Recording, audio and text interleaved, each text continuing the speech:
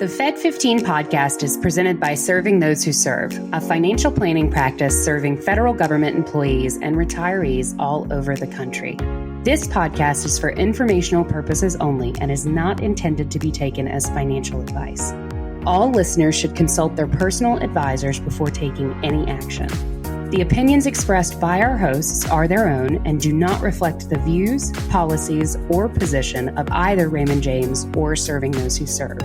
Securities are offered through Raymond James Financial Services, Inc., member FINRA SIPC. Investment advisory services are offered through Raymond James Financial Services Advisors, Inc. Serving Those Who Serve is not a registered broker-dealer and is independent of Raymond James Financial Services, Inc. Welcome, everyone, to the Fed15 podcast presented by Serving Those Who Serve. Each week, as you know, we discuss the latest news and info the feds need to know in 15 minutes or less-ish. So whether you're a seasoned federal employee or just starting out in the career, we've got you covered. So grab your coffee, your green juice, your energy drink, whatever gets you going, kick back, and we're going to tell you what you need to know but may have missed. We're your host. I'm Dan Seif, and I am joined by the energetic Katelyn Murray. Yes, I'm here. I'm caffeinated, folks. Beware. Well, Katelyn, it's we're kind of on day 70, day 80 of helping our feds through some of the challenges that are out there.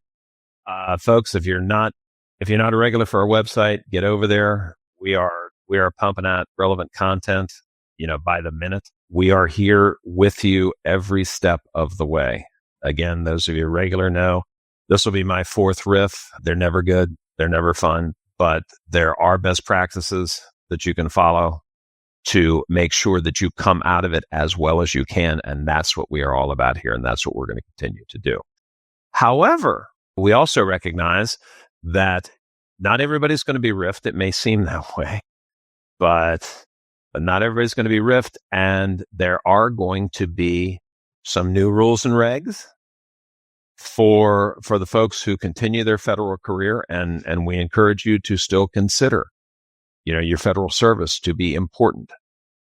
We always remember to thank you for that service, and we'll never forget doing that. So, Katelyn, you're covering one of the big things that's a big change for a lot of our Fed folks, and that's the return to work and return to the office and what that actually means. So tell us what you have there.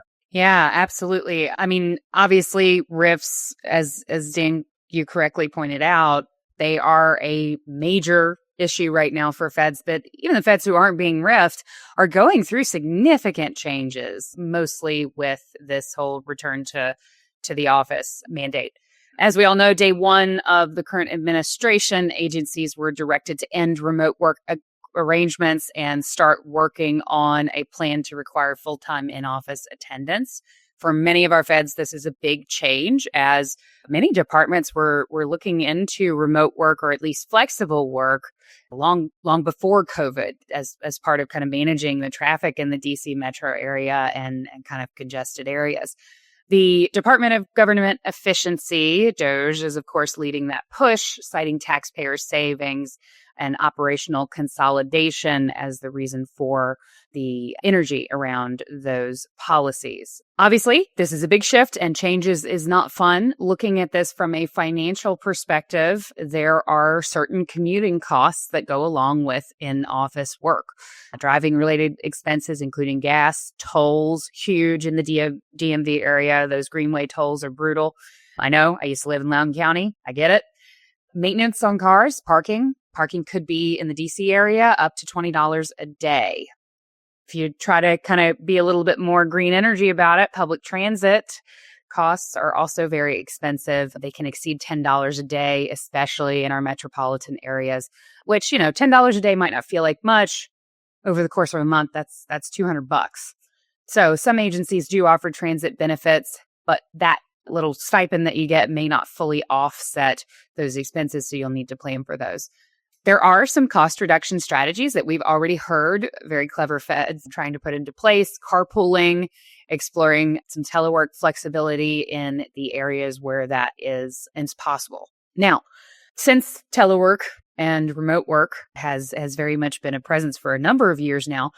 Some of our feds live considerably far out from work, right? When you don't have to commute into the office 5 days a week, you can kind of get a little bit more of a radius from the office. Now that folks are being required to come back into the office, some employees are considering moving closer to reduce their commute time. But this comes with trade-offs. Higher housing costs, the closer into DC that you get for less space. Moving related costs, the cost of movers, deposits, lease terminations for folks who are renting. Living closer to federal offices often can mean higher taxes and expenses because you're getting in, again, closer to that metro area. So weigh your financial and lifestyle implications before you consider a drastic measure like a relocation. And I thought this was interesting. This article includes a case study of a DC commute. So a GS-12 employee commuting from Fairfax, Virginia to downtown DC 5 days a week could potentially, if they're driving their car, that could cost about $6,500 per year between gas, parking, maintenance, and other associated costs. Yeah. I mean, that's funding a Roth IRA, right? The maximum that you can put into Roth IRA is $7,000. A couple years ago, before they indexed it for inflation, it was $6,500. But that's a massive cost. If that same GS-12 employee decided to take public transit to work, they could cut their costs a little bit, pretty, not insignificantly. They're looking at $2,700 per year, assuming public transit costs of $6 to $10 per day, 5 days a week. Here's a big one, and I'm big on this because when we look at allocating resources, financial planning is allocating resources. We often focus on money. Another big resource is time. Sure. And when you're looking at this kind of commuting, you also want to look at the time loss. That GS-12 employee commuting from Fairfax to DC, and I know a lot of you guys out there are commuting from further, Percival, Loudoun, Ashburn, and then, obviously on the Maryland side as well. 500 hours per year spent commuting from Fairfax to DC. Wow. It's a significant investment of time. Now, commuting time could negatively impact productivity, work-life balance, stress levels, and that's something that you want to factor in. The other financial considerations that kind of go in with this return to work thing, and some of you may already have started to experience this. I know I definitely did when I was commuting into the office. It's really easy to eat lunch out when you're not in your house. At least it was for me. Daily lunches and snacks could total $2,600 per year. That's just a guesstimate based on, average spending. Wardrobe costs, Zoom is really nice in that, it's chest up. Sweatpants are a whole lot cheaper than suits. I'll tell you that for sure. I'm wearing regular pants and a belt. I just want to say that. So go. Oh, Mr. Dan Sipe is always dressed to the nines. I don't know that you own a pair of sweatpants, Dan. I don't know that I would believe it. I do indeed. My grandnephews tease me about that. So, but carry on. Okay. All right. Childcare, also a big, concern. Obviously, I'm not necessarily talking about keeping your children while you're working from home, but what I'm talking about are those extended hours from 5 to 7, where they're staying over at daycare programs in order to accommodate commuting time. Couple options as far as how you can attack this head on, save some costs. Pack your lunch. Meal prep is really important. It's also great for your health if you put some intentionality into your meal prep. Workplace meal programs, discount apps for dining out, investing in durable work attire. So, instead of getting the delicate chintzy stuff, get the stuff that's going to hold up for you over time and reduce that cost of repurchasing. And then exploring dependent care FSAs and employer-supported childcare programs. That's a really big one. Childcare costs are insane. It's not uncommon for me when I'm working with clients to see childcare costs that are in excess of their mortgage. And that's just a reality in some of these metropolitan areas. So plan ahead. You want to budget for new expenses. You want to look at it. This might be a really good time to start tracking your expenses to see how things are trending with your return to office. Are you spending a little bit more on lunch than you normally would? How are those expenses landing? And maybe adjust some things with your spending. So thoughts on that? I think, this is one of those things that we don't want to look at because it's unpleasant. Sure. Most folks really enjoy the flexibility that remote work gives them. You're going to have to look at it. If you don't look at it, what ends up happening is all of those kind of lunch charges and extra expenses and commuting expenses go on the credit card, and we don't think about it. And then at the end of the month, we get a bigger credit card bill than the cash flow we have coming in. That contributes to revolving debt, and it can really set you back. So I know a lot of us don't want to look at it. Take a look at it, make a plan, address this thing head on. Gotcha. Yeah. Good points, good tips. Next, we're going to talk about lots of changes now, folks. We've got agencies being restructured, stripped down. Some that are going away. So in a couple places, we'll touch on those specifically for where there are best practices for feds in those cases. And we've got an article out there right now about the status of the Consumer Financial Protection Bureau that was created in 2010 through the Dodd-Frank Wall Street reform. President Obama signed it into law. And the idea is a noble one to protect consumers from financial fraud, scams, and abuse in the financial sector. As a resident of that sector, I don't want that in here. So I'm all for that. Now, in February, President Trump ordered the CFPB to cease operations and announce layoffs. Subsequently, a federal judge temporarily halted that. So the future is a little bit uncertain. So to those of you who are there, our hearts go out to you. By all means, we are here as a resource to help you navigate. The more you know about your benefits, your situation, the better position you're going to be in. As far as what the agency has been doing, for example, they were issuing refunds to consumers that were harmed by financial institutions, offering debt relief for qualified borrowers, imposing fines on institutions and individuals that violated law, and also ensuring credit report accuracy and privacy. All things have their critics and their advocates. This was no exception.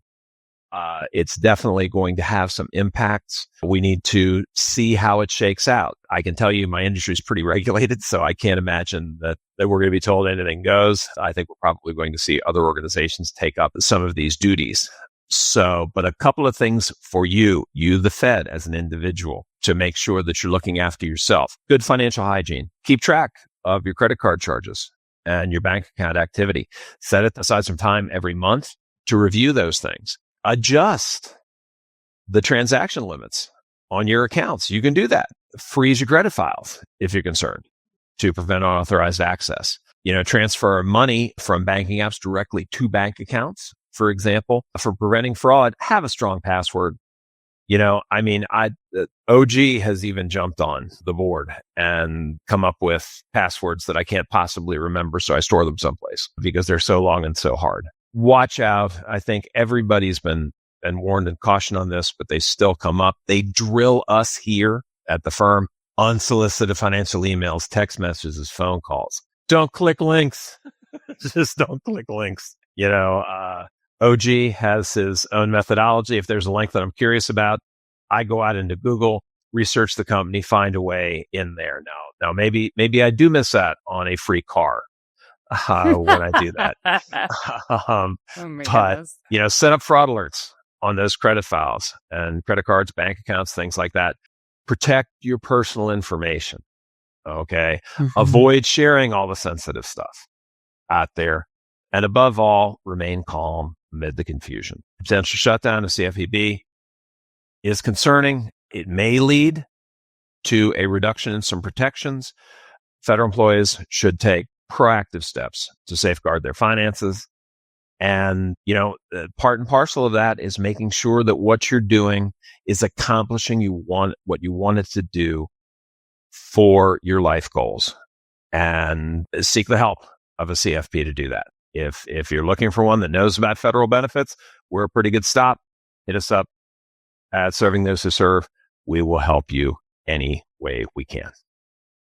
Definitely. I have to say, so amid kind of all of this with CFPB, I did end up freezing my credit. And I have to tell you, I'd never done it before, right? As a financial advisor, hadn't even done it. But, it was a good sort of wake up call for as Dan said, good financial hygiene. And I've got to tell you, it was really easy. I froze my credit on all 3 of the major credit reporting bureaus in like 15 minutes.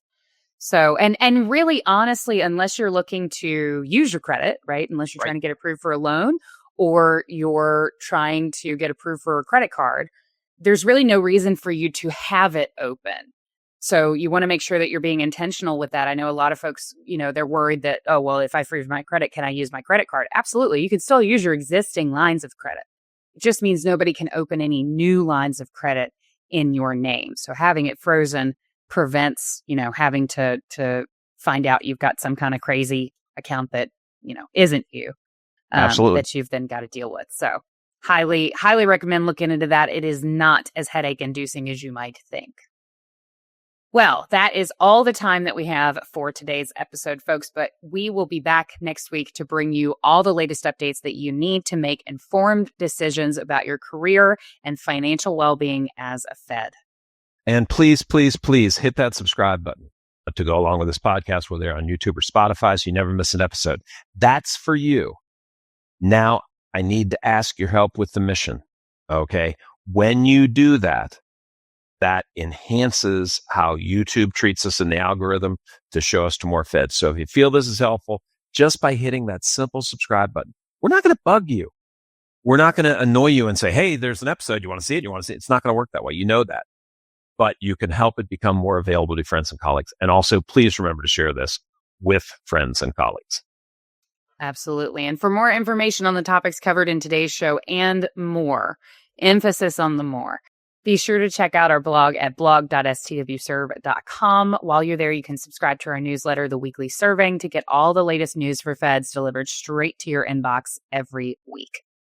And do not forget those live webinars that we've got going just about every single week. We've got 2 really, really good ones coming up. They're all really good, but we've got one that is really timely. We've got our Vera VSIP discontinued service retirement webinar. You asked, we answered, we got them up there. The response has been amazing.